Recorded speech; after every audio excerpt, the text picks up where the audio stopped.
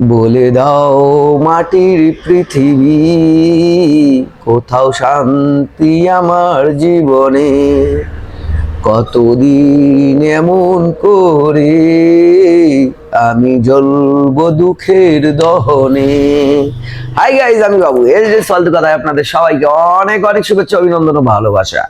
এখন বর্তমান প্রেক্ষাপট রমজান মাস চলছে, সুন্দর একবারে ঈদের পরিপূর্ণ ইমেজেই ভর্তি হচ্ছে সবখানে। পা রাখার ঠাঁই নেই আপনার মার্কেটগুলোতে। গভীর রাত পর্যন্ত চলছে কেনাকাটা। মুসলিমদের সর্ববৃহত্তর উৎসব ঈদ উল ফিতর বা ঈদের দিন আর মাত্র কয়টি দিন বাকি।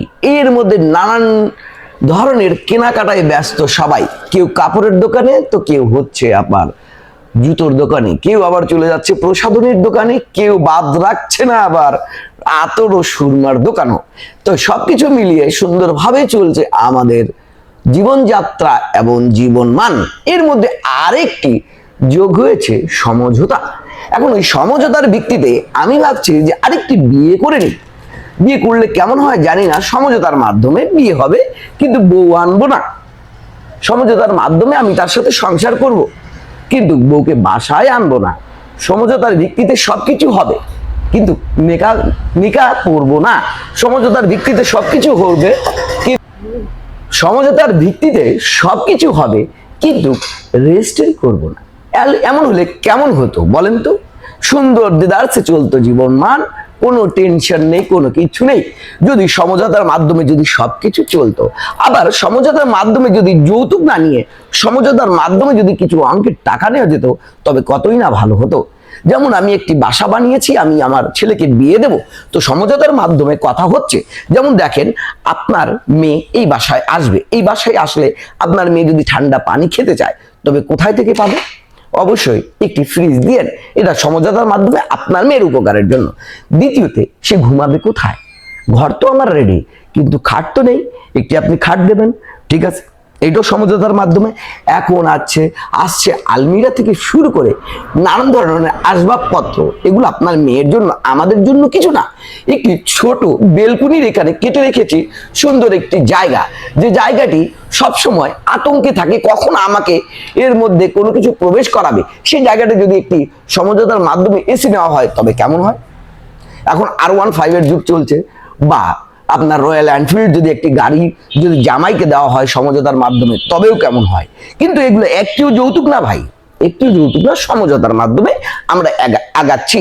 তো ঠিক এইরকমই আমরা আগাচ্ছি নানান ধরনের, নানান ভাবে, নানান রং ঢেলে পুরনো জিনিসকে নানান ভাবে আবার নতুন রূপে নিয়ে এসেছি, নতুন নামে, নতুন রূপে নিয়ে এসেছি, নতুন রানে।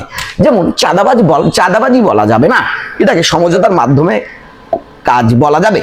আবার দলিল লেখক যেমন থাকে, জমির দলিল লেখক, তারা কিন্তু ভাই সম্মানিত ব্যক্তি, তাদের কাছ থেকে আপনাকে সম্মান দিয়েই কাজ করাতে হয়। তদ্রূপ যদি BRT-তে অথবা পাসপোর্ট অফিসেও যদি এরকম সমঝোতার মাধ্যমে যদি কিছু সংখ্যক লোক থাকে, সে যদি আপনাকে কাজ করে দেয়, তবে সে কিন্তু কোনো ধরনের কোনো অনিয়ম বা অনৈতিক কাজ করছে না, সেটা সমঝোতার মাধ্যমে কিছু অঙ্কের টাকা নিচ্ছে। তদ্রূপ আমাদের সবকিছুর মধ্যে এখন সমঝোতা যখন চলে আসছে, তখন বর্তমানে রাজনীতিতে সমঝোতা নেই কেন, এটাই আমার মাথায় ঢুকছে না। রাজনীতিতে এই দল এই দলকে দেখতে পাচ্ছে না, এই দল এই দলকে দেখতে পাচ্ছে না। আবার নানানমুখী এখন যারা কেয়ারটেকার সরকার অথবা অন্তর্বর্তীকালীন সরকারের মধ্যে যারা ছিলেন, তারাও আবার এখানে বেঁকে বসেছেন।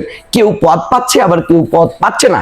তো যখন আমি পদ পাচ্ছি না, তা গোপন যা ছিল সব প্রকাশ করে দেওয়া হয় সমঝোতার মাধ্যমে, কোনো অসুবিধা নাই। যদি সমঝোতার মাধ্যমে যদি একজনকে আপনারা যদি একটি পদ দিতে পারেন, তো অন্যজন কি দোষ করেছে ভাই? সমঝোতার মাধ্যমে তো তারও অধিকার ছিল। তো ভাই, সমঝোতার মাধ্যমে যখন সবকিছুই চলছে বেশ ভালোভাবে, তখন এই সমঝোতার মাঝে একটি ঠ্যাঙ্গা দেখায় দিচ্ছে কিছু অসাধু ব্যক্তি, চরিত্রহীন ব্যক্তি, যারা এই রমজান মাসে মেয়েকে পর্যন্ত, ছোট মেয়েদেরকে পর্যন্ত ধর্ষণ করতে একবারও দ্বিধাদণ্ড করে নাই বা তার বিবেক বাধা দেয়নি। তারা পুরুষ, কেমন পুরুষ জানি না, যেখানে রমজান মাস আপনি রোজা রাখে হাঁটার ইচ্ছা করে না, রমজান মাসে কথা বলার ইচ্ছা করে না, সবসময় মানুষ কেমন একটি ভাব নিয়ে থাকে, মানে কোন কথা বের হচ্ছে না, ভাই পরে কথা বলবো, ইত্যাদি পরে কথা বলি। কিন্তু সেখানে ধর্ষণ ভাই রমজান মাসে? প্রশাসন কোন জায়গায়?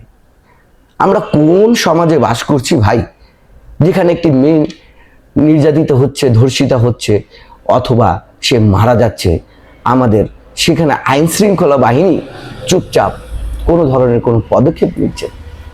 এই ধরনের তো সমঝোতা আমরা চাই না। এই জায়গায় আমরা প্রতিবাদ চাই, এই জায়গায় আমরা আন্দোলন চাই, এই জায়গায় আমরা বিচার চাই, এই জায়গায় আমরা অবশ্যই সবসময় সোচ্চার থাকবো, যাতে কোনো মা, মেয়ে এবং কোনো বোন যাতে আপনার কোনো ধরনের নির্যাতিত না হয় বা কোনো নির্যাতনের শিকার না হয়। ধর্ষণ তো অনেক দূরের কথা, নির্যাতনের শিকার না হয়, তবে হয়তোবা আমরা সুন্দর একটি সোনার বাংলা উপহার পাবো। কারণ অনেকদিন পর পেয়েছি একটি পুরুষতন্ত্র বা পুরুষ শাসক আমরা পেয়েছি। এই জন্য অনেক অনেক ধন্যবাদ বর্তমানে যারা ক্ষমতায় আছেন, এবং যারা ক্ষমতা নেই তাদেরকেও অনেক অনেক ধন্যবাদ, কারণ সুন্দরভাবে তারা সমঝোতার মাধ্যমে মেনে নিয়েছেন যে আমি বিরোধী দল, আপনি মানে রাষ্ট্রের মধ্যে থাকেন, অসুবিধা নাই। কিন্তু এই সমঝোতার মাধ্যমে যাতে অসামঞ্জস্যপূর্ণ কিছু না ঘটে, তবে হয়তোবা ঘটনা অন্যদিকে ঘটে যেতে পারে। এর মধ্যে আরেকটি সমঝোতার মাধ্যমে যেটি চেষ্টা করা হচ্ছে, সে সমঝোতা 36শে জুলাইয়ের যোদ্ধারা অথবা বিপ্লবী যে সৈনিক ছিল তারা কখনো মেনে নেবে না। সেটি শরীফ ওসমান হাদি হত্যা। তার হত্যা অবশ্যই তাকে পরিকল্পিতভাবে হত্যা করা হয়েছে এবং তার জীবনটি কেড়ে নেওয়া হয়েছে। তার বিচারটুকু বাংলার মাটিতে বাংলার জনগণ দেখতে চায়, যত দ্রুত হোক, যত দ্রুত হোক। যার কোনো ধরনের কোনো সময় নষ্ট করা আমরা যারা 16 কোটি মুসলিম বাংলাদেশের মানুষ আছি, তারা সবাই চায় শরীফ ওসমান হাদি হত্যার বিচার বাংলার মাটিতে হয়। এটার মধ্যে কোনো সমঝোতা না হয়। সমঝোতার মাধ্যমে আপনারা যা খুশি তাই করেন, সমঝোতার মাধ্যমে আপনি চাঁদা নেন, কোনো সমস্যা নাই। সমঝোতার মাধ্যমে আপনি লুটতরাজ করেন, কোনো সমস্যা নেই। সমঝোতার মাধ্যমে আপনি বাজারটাকে যেভাবে খুশি সেভাবে পরিচালনা করেন, তাও কোনো সমস্যা নেই। সমঝোতার মাধ্যমে আপনি আপনার যে কোনো শিল্পকে বা যে কোনো মন্ত্রণালয়কে যেখানে খুশি সেখানে নিয়ে যান, কোনো অসুবিধা নাই। কিন্তু সমঝোতা থাকবে না যখন কোনো বিপ্লবীকে মেরে ফেলা হবে এবং তার হত্যার বিচার হবে না। সমঝোতা হবে না সেই সময় যখন কোনো মেয়ে ধর্ষিত হবে, কোনো মেয়ে নির্যাতিত হবে। সমঝোতা হবে না তখন কখনো যখন কোনো আমাদের ইসলামের দিকে কেউ যদি আঙ্গুল তুলে অন্য ধরনের কথাবার্তা বলে। সমঝোতা হবে না, সমঝোতা হবে না, সমঝোতা হবে না। সমঝোতার মাধ্যমে আপনারা যা খুশি তাই করেন। আর সমঝোতার মাধ্যমে আমরা ফালতু কথায় অনেক কিছু লাগাতে চাচ্ছি ভাই। যেমন যদি সমঝোতার মাধ্যমে যদি কেউ কিছু টাকা পয়সা দেয়, তবে 2-3টি এসিও লাগাই নেব, আর সুন্দর একটি মনোরম 2-3 তলা বিশিষ্ট একটি কক্ষ ভাড়া নিয়ে তার মধ্যে অনুষ্ঠান করব। কেমন হয় বলুন তো আপনারা, কমেন্টে জানাইন অবশ্যই। এইটা হচ্ছে সমঝোতার মাধ্যমে যদি কেউ দেয় তবে আমরা নিয়ে নেব, না বলবো না। কারণ সমঝোতার মাধ্যমে কখনো না বলা উচিত নয়। আমার সোনার বাংলা আমি তোমায় ভালোবাসি, আমার সোনার বাংলা আমি তোমায় ভালোবাসি।